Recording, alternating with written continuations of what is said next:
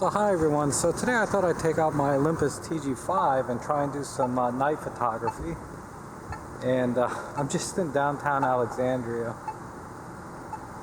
I forgot to bring my external mic so I could record the audio separately. So the audio is going to be a little rough, but I'll try and speak up so you guys can hear me alright. But there's some, it's one of the few places that has any tall buildings where I live, because there's so many airports, they don't have really a lot of tall buildings.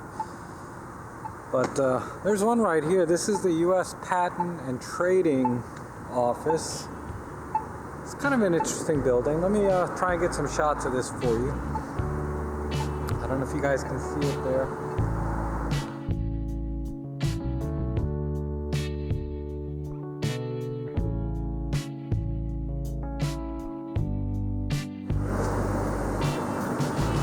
I've never been in here before. Get some pictures in before I get thrown out, maybe.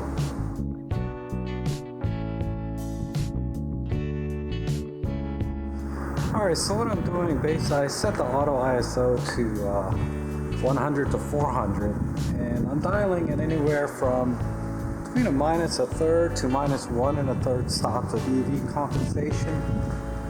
Oh wait, gosh, I like how the lighting is here. Pretty nice. Let me see if I can get a shot of this. Okay, what I'm doing is I'm resting the camera up against this wall, and I'm just for stability, and now I'm rotating it until I get my two corners kind of where I want it to be. Right about there.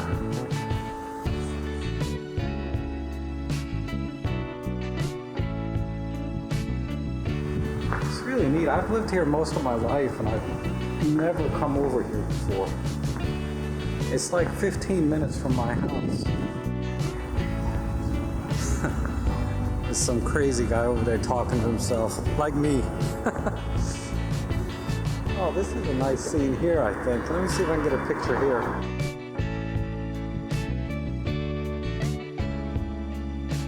So I'm learning a lot of little tricks with this camera that'll help you take better pictures, I think. Little tweaks you can do, particularly to the JPEG files. You know, I always shoot RAW plus JPEG because I like to process the RAW files in camera with the art filters.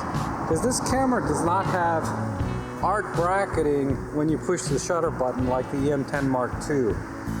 But it does have art bracketing when you do the in-camera RAW processing. So that's what I do a lot with this camera now. Because the Olympus art filters are pretty awesome. This is a really nice building over here. They put this up about a year or two ago. And I drive by it. On the other side, there's the 495 highway. But I'm gonna see if I can get a picture of this building. I guess it's not really street photography, it's more architectural because there's nobody around.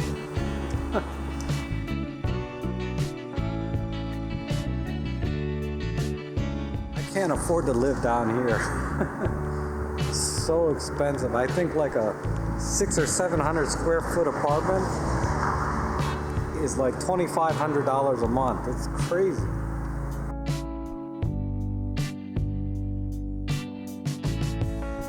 Ah, it made me dizzy looking up that high.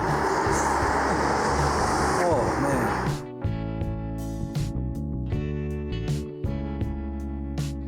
Okay everyone, so thanks again for following me on another photo walk out with my Olympus TG-5. I'm really trying to get some field time in with it so I can really learn the little things about this camera to help you take better pictures, because again, this is from the perspective of an Olympus OMD owner. You know, because really, like I said, I bought this just to be a pocket EM10 Mark II, right? But it does have some limitations, which I'm going to talk about as I learn, you know, some workarounds. And there are some workarounds with this camera that you can still get some pretty decent pictures, I think. You know, similar to the EM10. And I think what I'll do tomorrow, if the weather's permitting, I'll go out and do some comparisons between this camera and the EM10 for just like some regular portrait photography, like I was doing those lens comparisons. But for tonight, I just wanted to get some night photos and see how they came out. And I'll post them up on Instagram. So you guys let me know what you think, how they came out. You know, I haven't seen them yet as usual. You guys are seeing them right now in the future, or my future.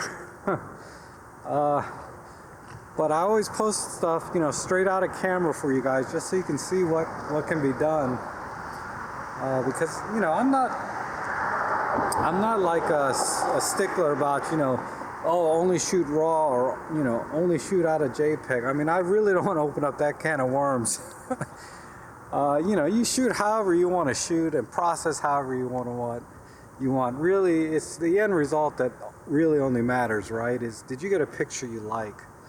But, you know, if you're going to buy a camera, it's good to know what your baseline is, where you're starting from, right? And then it's also good to know how it compares to other cameras. So if you're making a buying decision, you know, you're a little more informed, right? You're not seeing, you know, the highly processed professional ambassador, visionary, whatever type photographer taking a picture. You're just seeing a guy with a camera like me out trying to take some better pictures. All right, so I'm now back in my car. I need to head out, but thanks again for watching, and hopefully we'll see you again soon.